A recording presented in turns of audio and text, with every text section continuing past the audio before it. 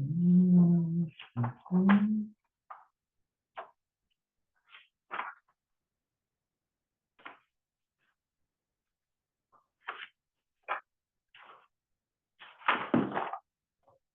Oh.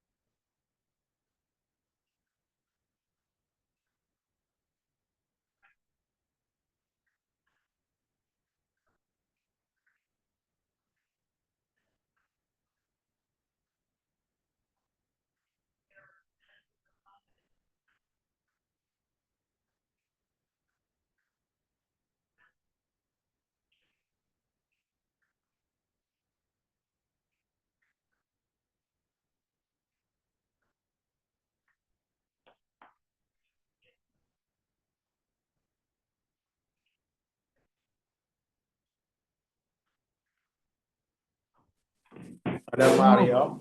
How are you? I'm eating dinner. How are you? Good. Why? Why are you eating so much? I like to eat. What's wrong with eating? That's good. I'm eating a good piece of salmon and a baked potato Ah, salad. Switch off the recording. I don't want it to be on. Switch it off and switch it on.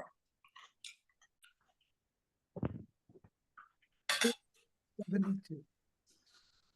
Bava Basra, Iron Base, 72. Ahmed Ali. What time are we learning tomorrow? So I'm going to Palm Desert in the afternoon. So if I will try 4:30, it depends on what time I get there. We get there on time, I'll teach at 4:30, otherwise it might be 5 o'clock. it's kind of late, no? I'll let you know by the WhatsApp group. Okay. Okay. Umi matzis mukmis slol Rab Shimon Krabikiv. Yesterday we ended up saying that Rab Shimon holds like Rabbi Kiva that when you sell something or you're magdir something, you do it with a good eye. But v'hatanya, that it's not like that. Higdish shloisha ilonos b'mata asrol beisa. You sold 3 trees within 250 square amas. Ari higdish sakarka v'salinonos shebeneim. Because they're close enough, you're magdish both the land and the trees. And therefore, kishehu poida, let's say you want to redeem it from hegdish. If it was a family plot, steachuza, there's a certain formula. Poida bezer choy mesoirim. 5,000 square amas is b'chamishim shekel kesef. If it was pachas mikan, if it was less than this area, for example, the trees are planted wider, not so concentrated. Or Yisrael King, or the big area was even bigger. So if it depends. Or Higdishin B'Zachar, you weren't Magdish the 3 at the same time, but you were Magdish each tree by itself. Arezeh, Lo Higdish Lo Karka Velosi Lanashim B'Neim. You only are Magdish the individual trees, not the land in between them and not the small trees in between them. Leficha Kishu Poida, if you redeem it. You don't pay this special formula, you pay their value.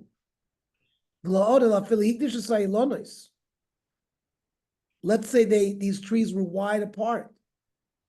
And then he went ahead after the fact, after he was magdish the trees, he was magdish the land. He redeemed the trees for their value. The land follows the formula of 5,000 square amas for 50 shekel. Now, money. Who is the author of this baraisa? The Koshkin Magdish.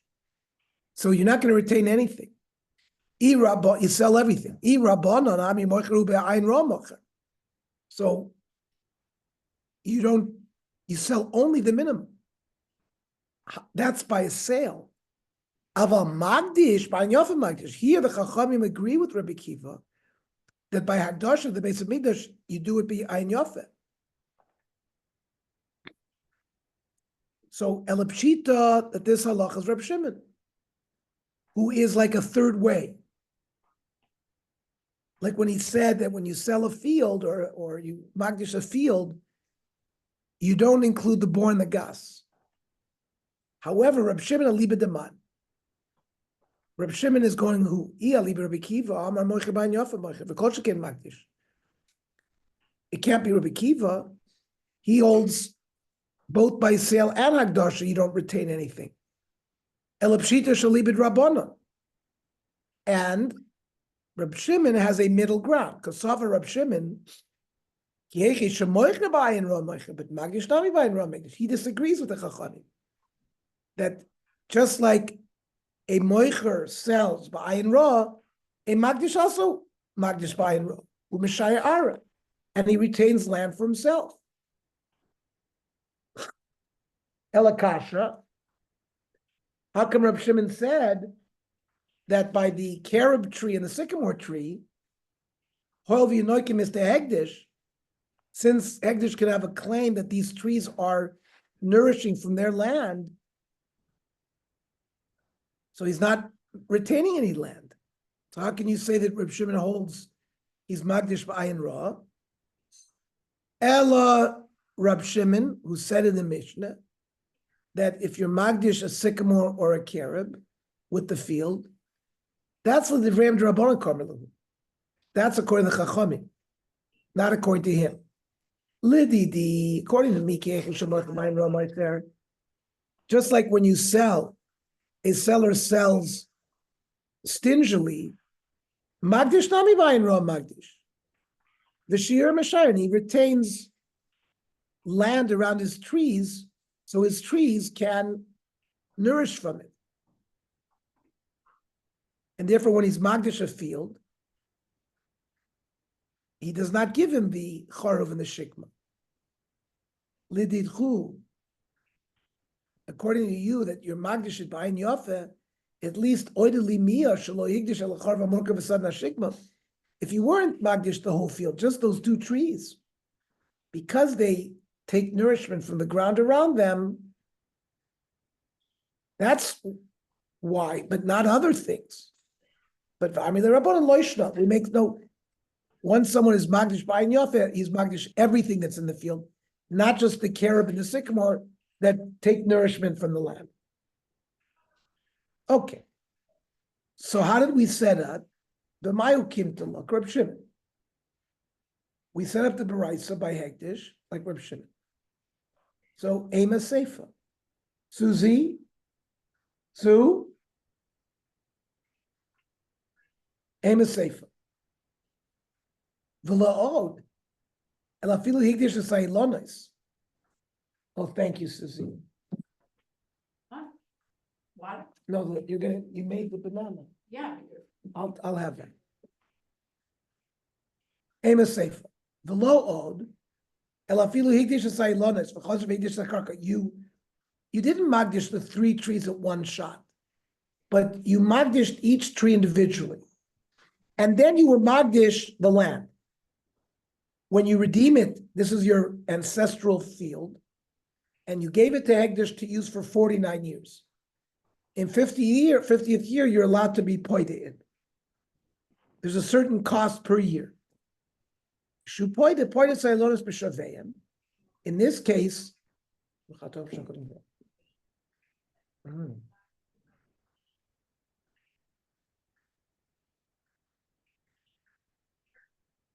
In this case, you don't pay the specific formula that the Torah says, 5,000 square amas for 50 shekel. You value the trees and you poida the trees for their value. The land is redeemed for the formula. Rab Shimon, but if you're telling me that the price is Rab Shimon, Lezel Basra Pidyon, V'nifriko Agavarai, we should be poida the trees at the time that you pointed the land. The Hashamina Rab Shimon, the Ozul Basar Pidyon. We see in another brisa that Rab Shimon follows when you actually do the P'tiyah, the Tanya. Minayin lokech sodem me'aviv. Person bought a piece of land from his father. Now, when the father dies, he's going to eventually inherit the land. But he bought it. And then he was magdish it. V'achar kach meis aviv. Then the father died. And now he owns it b'Yerusha. So is it considered like it's a steach uza for the son as well? Even though he already was magdish it? Minayin shetei lefonav k'steach uza, not like a purchased field. A purchased field is treated differently than a steach uza. Talmud Loimar, it says by a purchase field. V'im estem miknaso, asher lo misteach uza so yagdish. If you magdish a field that you buy, that's a soda she'ein ru'uya. This is a field that at the time you were magdish it was not royally steach uza, because it didn't belong to your family. This field eventually was going to be a steach uza when he inherits it. Rab Shimon. Rab Meir says, if you bought a field from your father, umei saviv, and the father dies, now you inherit it.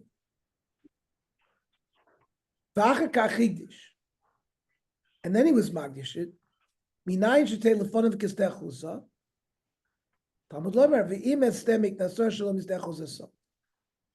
It's a purchase field, sadashen and sadachuza. When you're magdish it, yatzazu, she's dachuza. This one is mamish dachuza. But Rab Shimon, when the father died, and then he inherits it. I don't need a pasuk. It's clearly a stechuza. The bigger chiddush was he's magdish it, and then he inherits it. Now, Minalahu, how do they know this? Ima Ikra, Ema Rab Meir Huda Asa. Maybe the pasuk is going according to Rab Meir, not the Chachamim. There's no proof. Elalav Mishum Dazli Basar Pidyon. They go after when is the Zman of the Pidyon. It's after either before the father died or after the father died. That's what determines whether it's a stechuz or not.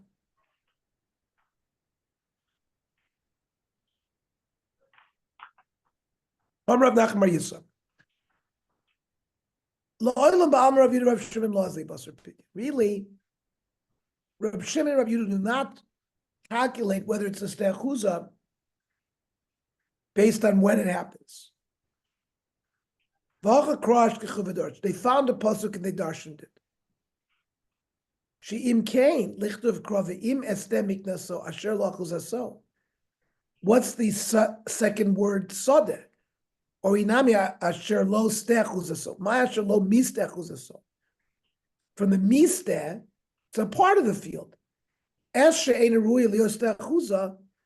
That part that's not roy to be a stechuza, it's treated like a stem mikneh. This is going to be potentially a stechuza because he's going to inherit it. A mature carob, a mature sycamore tree. Toiras ilon alav, the Toiras karka alav. It has the din of a tree and the din of land. Toiras ilon alav, the eicha de igdish, when you're magdish these things, ozavin, you sell them, shnei ilonois, Bahai, and these other trees, yesh karka, it's mitztarev, 2 trees with them to make it, like we said, if you have 3 trees, you get land in between. Now, Taurus karka loved, when you sell a field, you keep the mature carob and the sycamore. You don't sell it with the karka.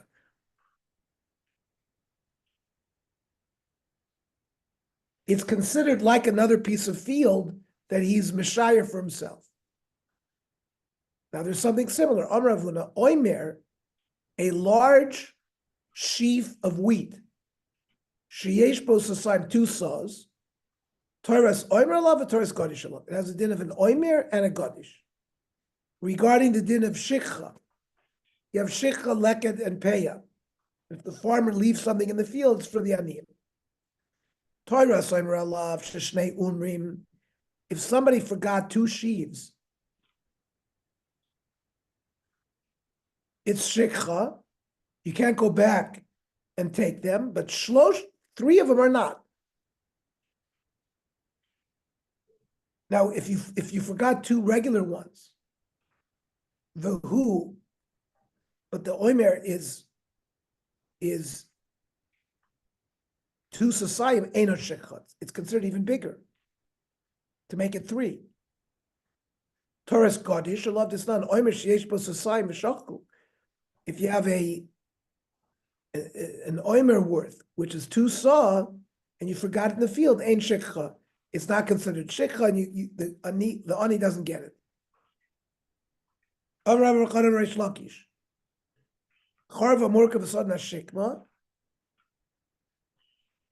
you're magdish it to the base of Midrash, a field, and these trees are in the field, do they go along with the field?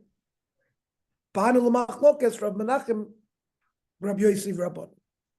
So machlokes between these 2 amirot. The label machlokes Rav Shimon Rabban. It's the same machlokes we had. Hakamash went Rav Menachem, Rabbi Yosef, Rav Shimon Svirle. They hold like the same. The amiroim hold like these tanoim. Hadron lachamoicher sabayis, hadron lachamoicher sabayis, hadron lachamoicher and sabayis. Shkoich everybody. We'll pick up tomorrow. So I said either 4:30 or maybe 5 o'clock, depends on what time I get to Palm Desert. It's a long block. Come around. Okay, it's gonna be cold. Take a sweater with Right. you. Yeah. I presume not your Sunday, huh? No. Okay, but tell me. Very good. Okay.